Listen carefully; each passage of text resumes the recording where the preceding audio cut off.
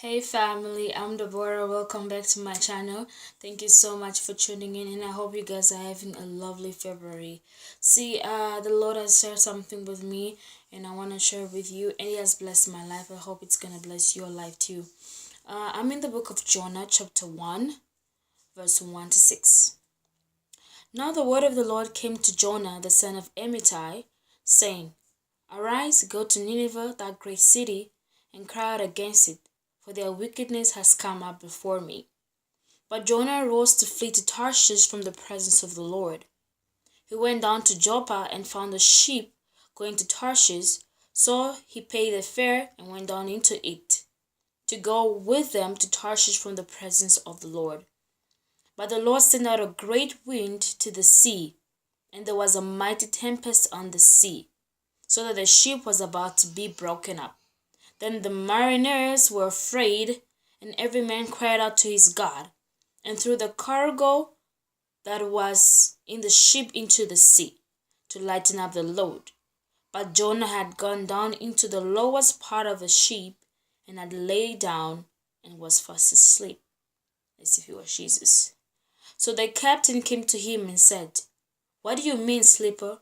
Arise, call unto your God, perhaps your God will consider us, that we may not perish.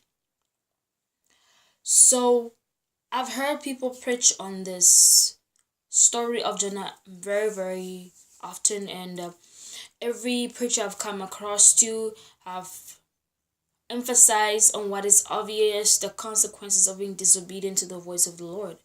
And I've always seen that.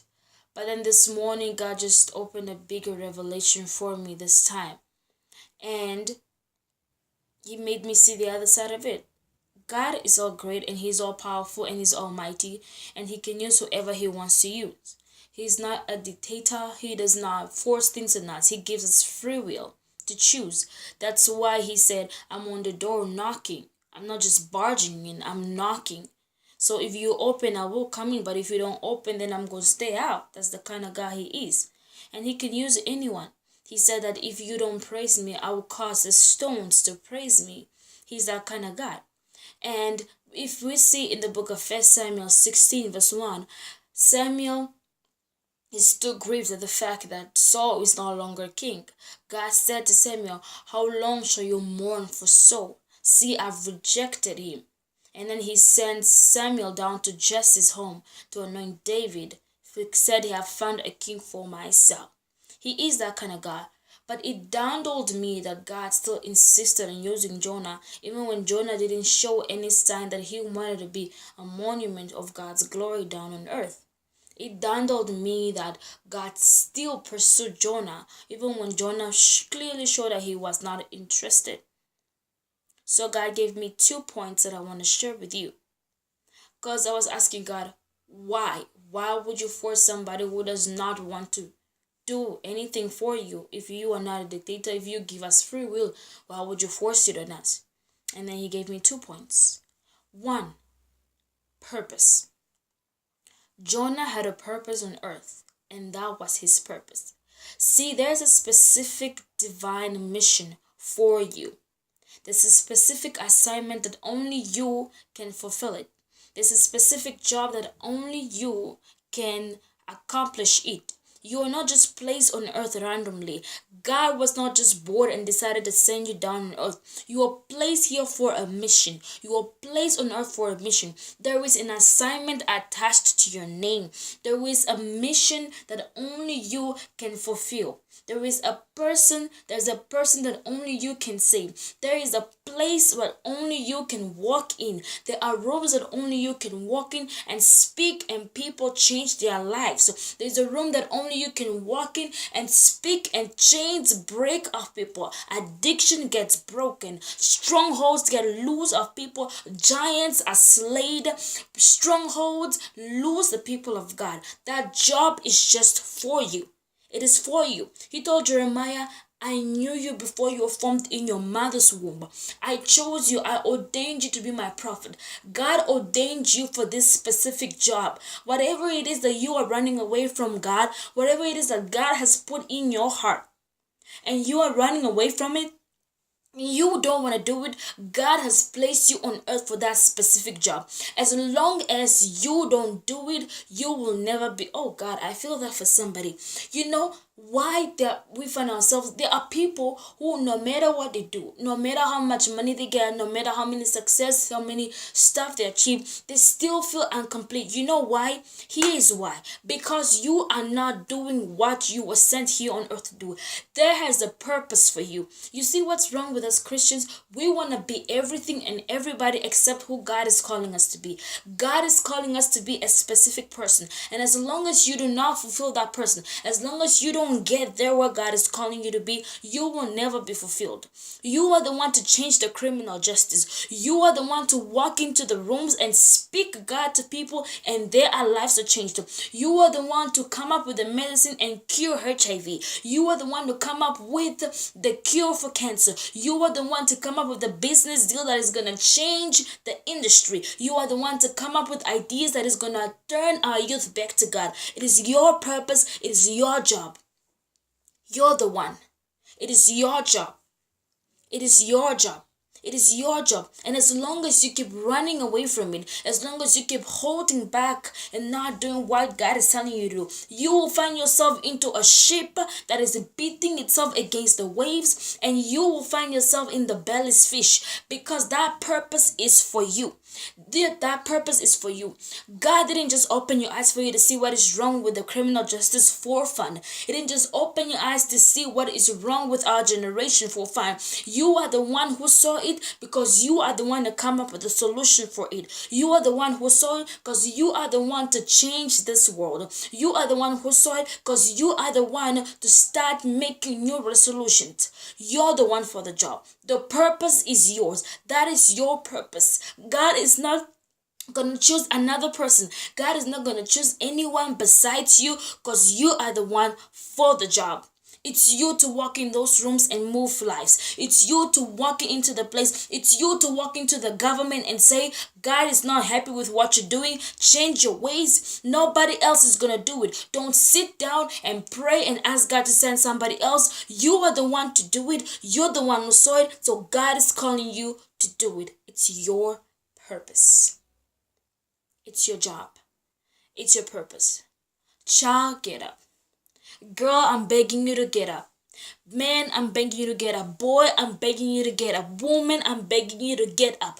Get up. It is your time to fulfill your purpose. Get up. The purpose is yours, and it's time for you to fulfill the purpose. As long as you don't do it, as long as you change your path from Nineveh to Tarshish, you will still encounter more and more great winds, more and more fishes. You're gonna be in more and more bellies until you decide to answer the call of God. The purpose. You are put on earth for a purpose.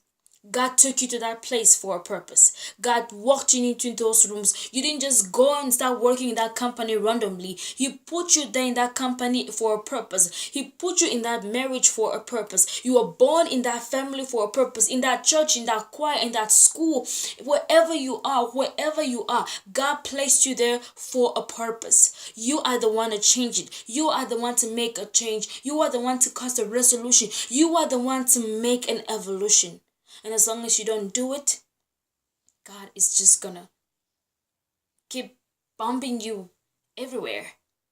The second thing God gave me, Jonah knew God.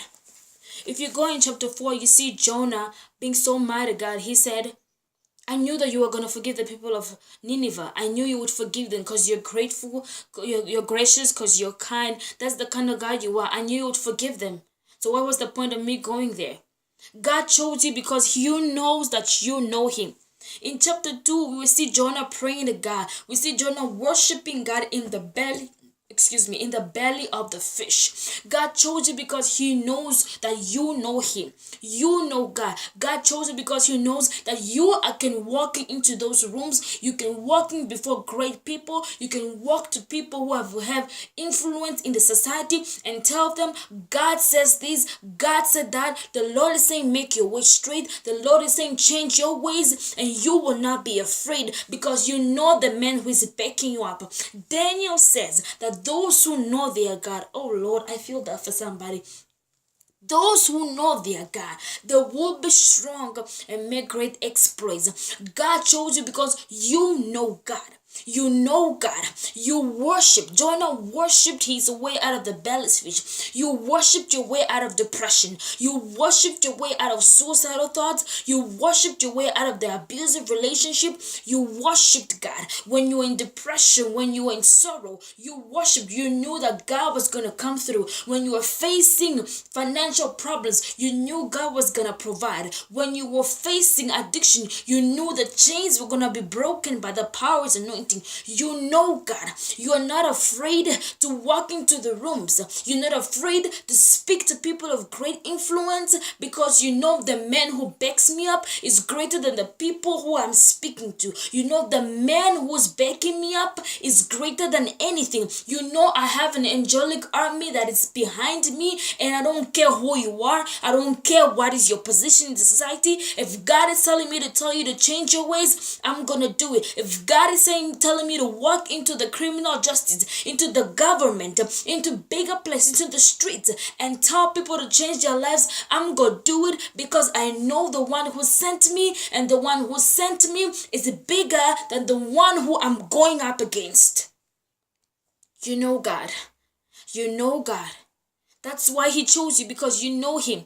He knows that you can walk into those rooms and come out of there without being changed. You can walk into those rooms and come out of there still retaining your identity. You can walk in those rooms and come out of there still knowing who you are. You know that he knows you can go into those rooms and come out of there strong. He knows that you are bold, you are virtuous, you are courage, you thrive in the world, because you know the man who sent you. You know God. You know he's gonna come through. You know he's gonna save you. You know that when you speak, God is gonna back you up. He's gonna back you up. Those who know their God will be strong. You are strong because you know your God, and because you know him. That's why he chose you for the job. I want you to get up. This is a wake-up call for me, for all of us. It is time for us to stand and serve God the way we are supposed to. The job is for you. It's your purpose. Nobody else will do it except you. So take up the call and be who God is calling you to be. You know God. You know that if you do it, he's going to back you up. So there's no need to be afraid. Okay? I love you so much. I'm praying for you. If you're not subscribed, please subscribe.